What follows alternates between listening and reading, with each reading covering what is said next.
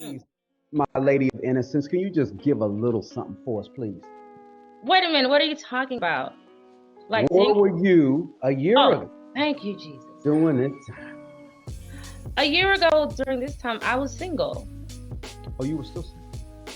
I've What been about that little thing single with that? for. Is that your little man right there behind you?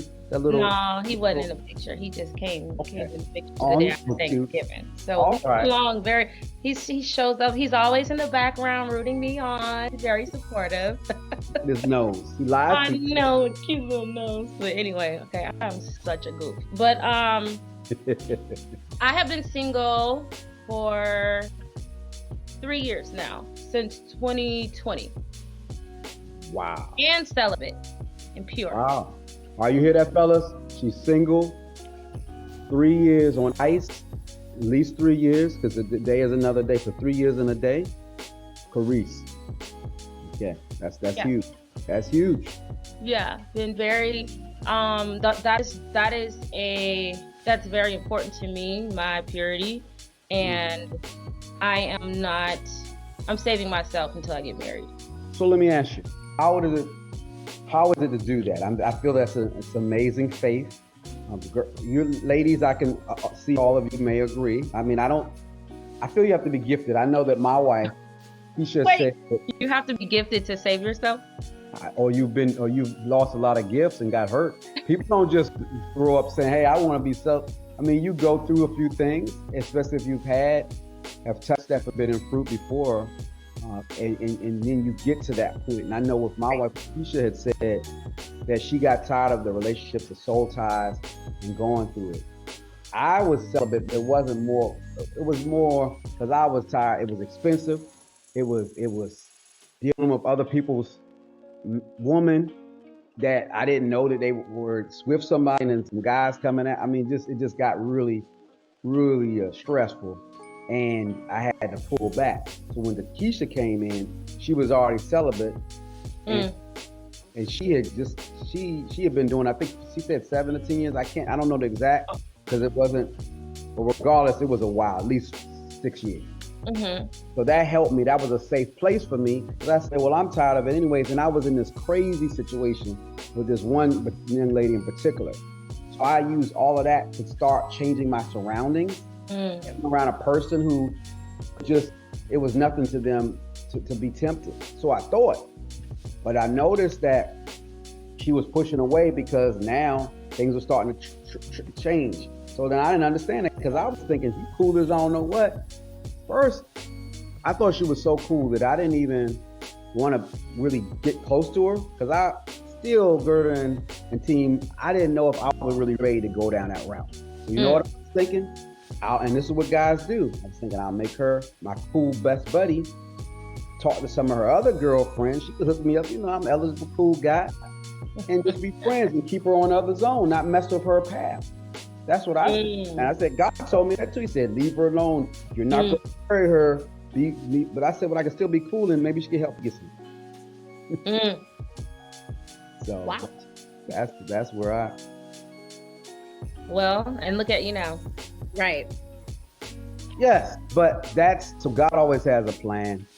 Yeah. And he had to be humble too. And she would tell you that she had a lot of rules, lists, and all of that stuff. She did. So I was done within 2 months because I wasn't even having fun. This celibacy thing and all the other rules, because it wasn't just celibacy. It was like making telephone calls at a certain time at night. Yeah. Then let's say she talked over that time. Then I had to finally just start calling around saying, you know, we passed your time.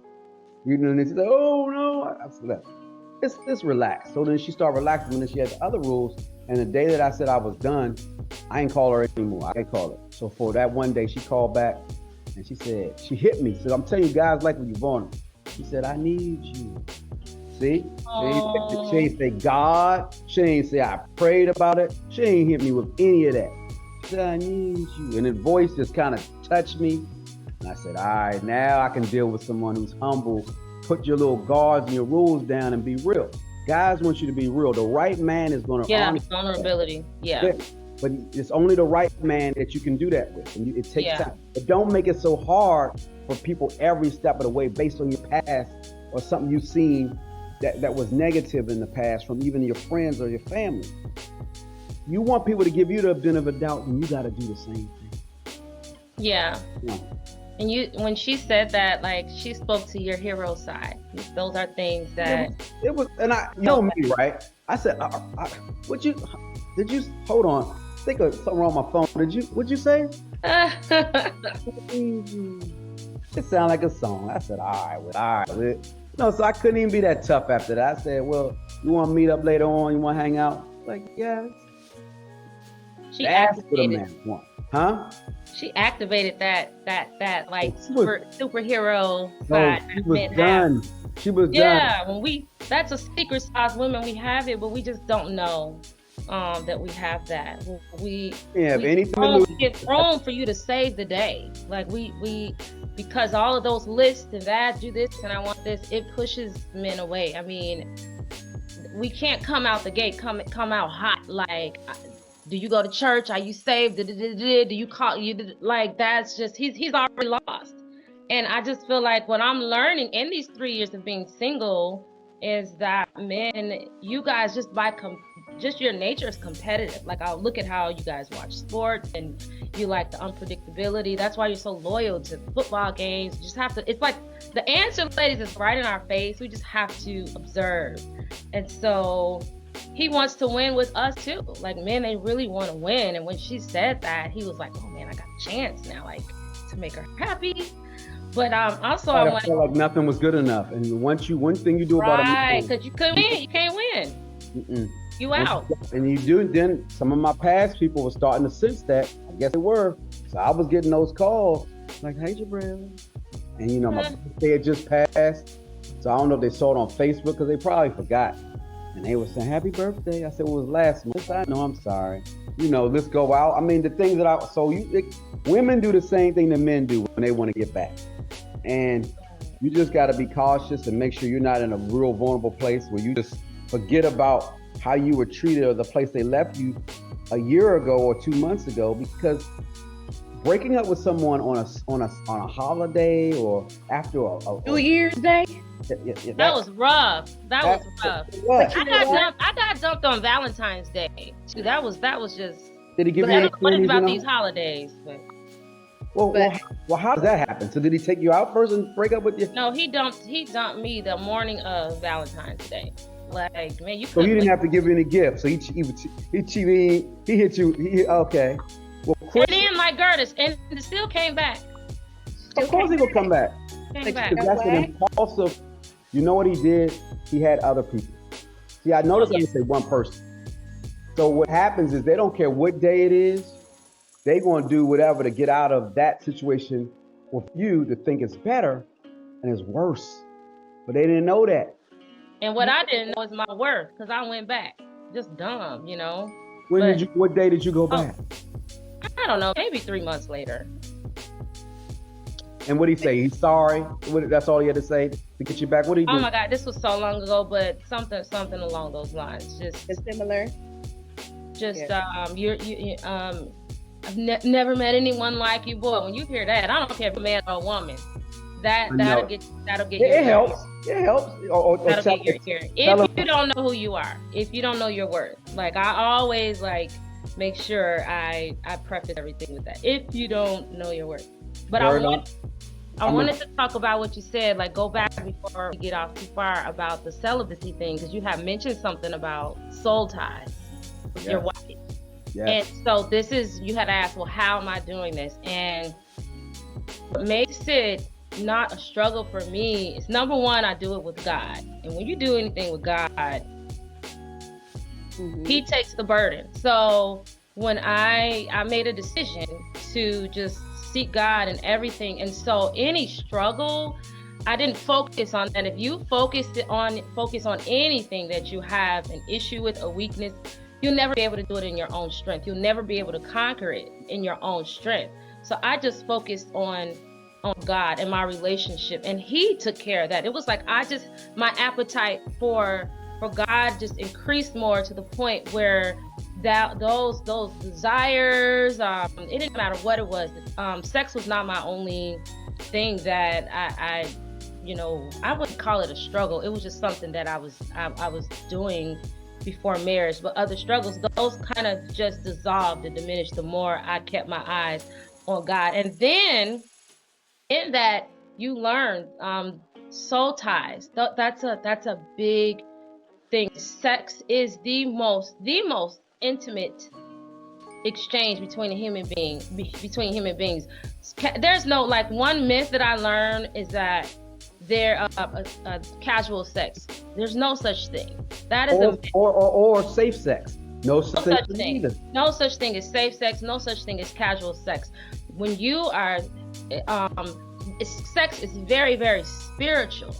Very spiritual. That's why the soul tie thing comes in. So when you sleep with someone, they are depositing all of their stuff and whoever's stuff they slept with. Okay? Yep. So you can sleep with one person and end up sleeping with 500 different souls. All of their depression, all of their trauma, all of their whatever has been deposited into you. And I didn't notice this, but looking in retrospect, I remember when I started having sex, I was like the most bubbly, happy person ever. But then it was like, I lay down happy, I get up a month later like I'm just feeling sad and anxious. This is not me. Where did this come from? The spirit. Yes. So when you know these things, you move different. For me now, it's like, it's easy. I don't want your stuff. No, it's not worth the curse. Let me go deep with you real quick with this. And I just want to touch it. We're not going to stay on it because there's another subject. How many of you know how you see these people with the bisexuality? And I'm not knocking this. So this is a disclaimer. I'm not knocking anybody who gets confused with that. But I've seen and heard, because you're dealing with people who have multiple spirits and may have multiple preferences, that it could almost pop in your head or something, and you're just thinking, but that's what that's coming from. Because it's nothing that you manufactured. It's just being around certain things and certain people and their choices. So it's real. I agree. Like, it's like I said, sex is spiritual. Just getting deep and a little graphic, but like vaginas, they're portals. Our mouths are portals. These are portals. People are depositing.